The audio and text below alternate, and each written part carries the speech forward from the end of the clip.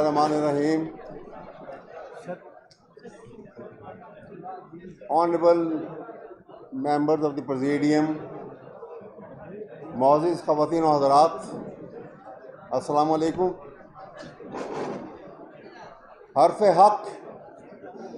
हर्फ हक दिल में खटकता है जो कांटे की तरह, आज इजहार करूं और खलिश मिट जाए। रूल ऑफ लॉ के ऊपर आज का ये सेमिनार मैं मुख्तसर आपके सामने ये अर्ज करूंगा कि रूल ऑफ लॉ का तसव्वुर हमें किसी वेस्टर्न यूनिवर्सिटी से या किसी वेस्टर्न ज्यूरिस्ट से नहीं मिला। ये तसव्वुर 1500 साल पहले रियासत मदीना की जब बुनियाद रखी गई थी, रसूल पाक ने सल्लल्लाहु अलैहि वसल्लम, तो उसकी बुनियाद कानून की बालादस्ती के निज़ाम पे थी। और याद रखिए, उस वक्त सारी दुनिया में एक ही निज़ाम था हुकूमत चलाने का, और वो बादशाह का निज़ाम था।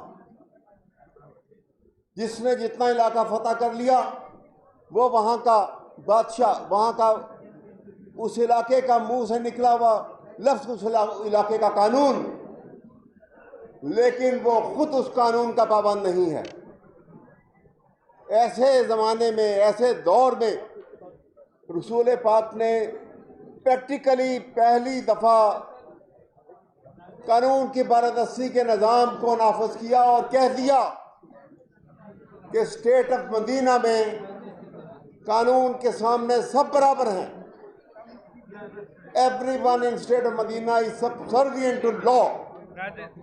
ये था वो तसव्वुर। जब तक ये तसव्वुर कायम रहा, आपने देखा कि कितने कलील अरसे में मुस्लिम अंपायर जो थी वो कहाँ से कहाँ तक फैल गई। लेकिन जब हमने उसको बादशाह के निज़ाम में बदलना चाहा तो मुसलमान तबाही का शिकार हुए। पाकिस्तान एक रेप्लिका है स्टेट ऑफ मदीना का। यह आइडियोलॉजिकल स्टेट 1500 साल के बाद पहली दफा हमारे वजूद में आई है, और इसकी बुनियाद भी रूल ऑफ लॉ पर है। लेकिन आपने देखा कि क्या हो रहा है पाकिस्तान के अंदर।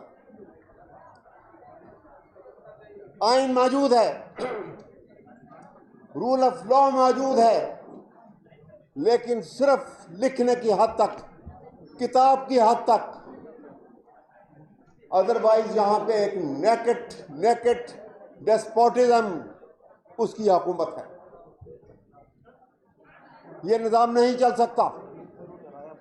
और मैं आपके सामने एक अर्ज करना चाहता हूँ, आप सब और हम यहाँ जो जमा हुए हैं आज, सिर्फ तकरीरें सुनने के लिए जमा नहीं हुए। हम आज यहाँ एक फैसला करने के लिए जमा हुए हैं, और आज यहाँ से बगैर फैसला किए, अपने दिल से कमिटमेंट किए बगैर यहाँ से नहीं बाहर निकलेंगे। और ये फैसला उस तसलसल का है कि जब तक कि रूल ऑफ लॉ पाकिस्तान में नाफिज नहीं हो जाएगा, हमारे बढ़े हुए कदम पीछे नहीं हटेंगे। ये फैसला करना है हम सबको आज। और मैं उन लोगों से जो झूठे मैंडेट की बुनियाद के ऊपर पार्लियामेंट को संभाल के बैठे हैं, जो समझते हैं कि हम बहुत ताकतवर हैं, मैं उनको बताना चाहता हूं कि इमरान खान की क़यादत में इस कौम ने जिस तरीके से एक भरपूर एतमाद का इजहार किया है 8 तारीख को फरवरी की, और सबसे ताकतवर हथियार इस्तेमाल किया ये फस्तायत के निज़ाम को गिराने के लिए,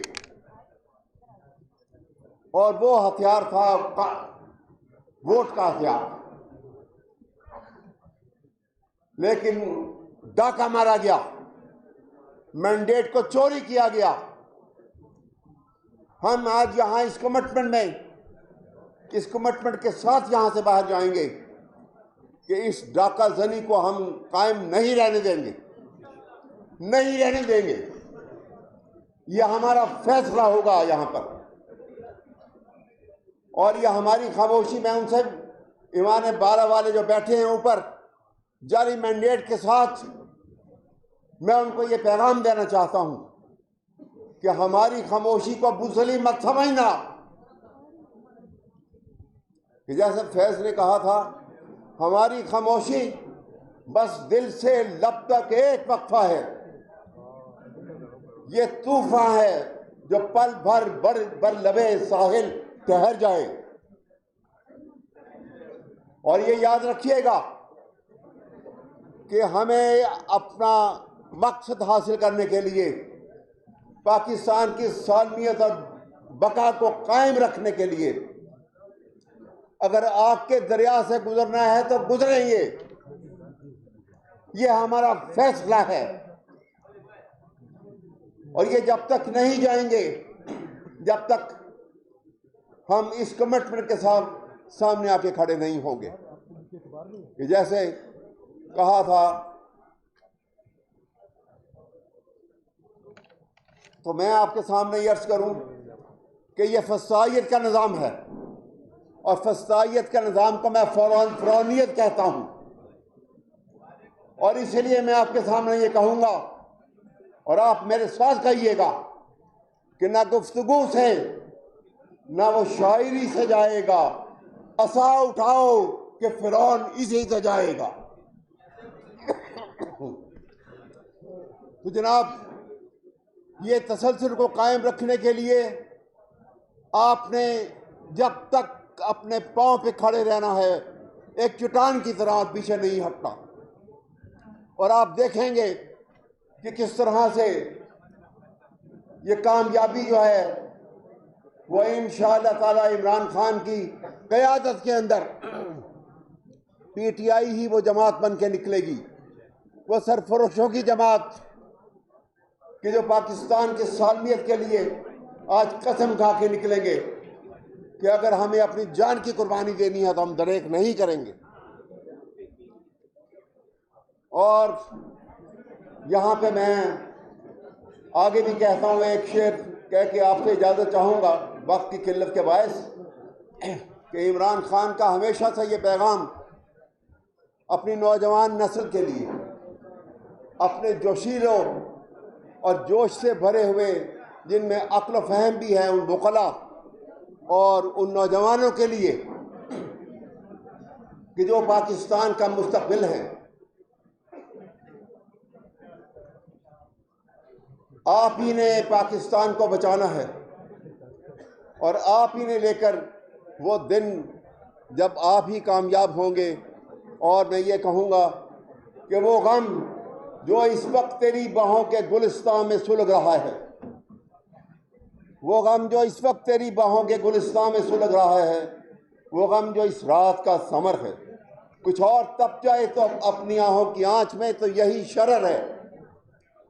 हर एक स्याह शाख की कमा से जिगर पे टूटे हैं तीर जितने, जिगर से नोचे हैं और हर एक का हमने तेशा बना लिया। और ये वो तेशा है जो इस्तेमाल होगा अपने मुखालिफिन पे। और एक बात बड़ी ज़रूरी कहना चाहता हूँ, भुट्टो केस में फैसला किया उन्होंने, 45 साल पुराने केस के ऊपर आज फैसला कर रहे हैं हमारे चीफ जस्टिस साहब सुप्रीम कोर्ट का एक बड़ा बेंच बनाकर, और कहते हैं कि जनाब ज्यादती हो गई, फंडामेंटल राइट्स की वायलेशन हो गई। उनको ये नज़र नहीं आता कि ये फंडामेंटल राइट्स की सुबह शाम वायलेशन हो रही है। चार दीवारी के तहफ़्फ़ुज़ को पायमाल किया जा रहा है। ख़वातीन के जिस तरीके से तज़लील की जा रही है। आज मैं ये कहूँगा कि अगर आपने करना है, तारीख से सबक सीखना है, तो भुट्टो केस की जगह आप क्रॉमवेल के केस को सामने रखें। बरतानिया में क्रॉमवेल ने बरतानवी निज़ाम के सियासी निज़ाम को तोड़ने की कोशिश की थी। और क्योंकि ताकतवर था उसने हुकूमत संभाल ली। उसके मरने के 2.5 साल के बाद उसका बाकायदा ट्रायल हुआ। ट्रायल में सजाए मौत सुनाई गई और सजाए मौत को कैसे अमल दरामद किया कि उसके बॉक्स को कब्र से निकालकर उसकी हड्डियों को पार्लियामेंट हाउस में लटका दिया। और वो इतना खतरनाक सीन था देखने के लिए, जो एक अरसे तक लटकती रही, लेकिन किसी को उसके बाद बरतानिया के निज़ाम हुकूमत को बदलने की या उसमें खलल डालने की जुर्रत नहीं हुई। तो ये मैं आपसे अर्ज करना चाहता हूँ कि इस तरह सोच से कौमें बनती हैं, इस तरह नेगेटिव और मनफी सोच से कौमें तबाह हो जाती हैं। ये मैं आपके सामने अर्ज करना चाहता हूँ। और बस यही आपके सामने आज मेरी जो दस्तबस्ता गुजारिश है, बस इसको पर अमल कीजिए और बहुत बहुत शुक्रिया, मेहरबानी।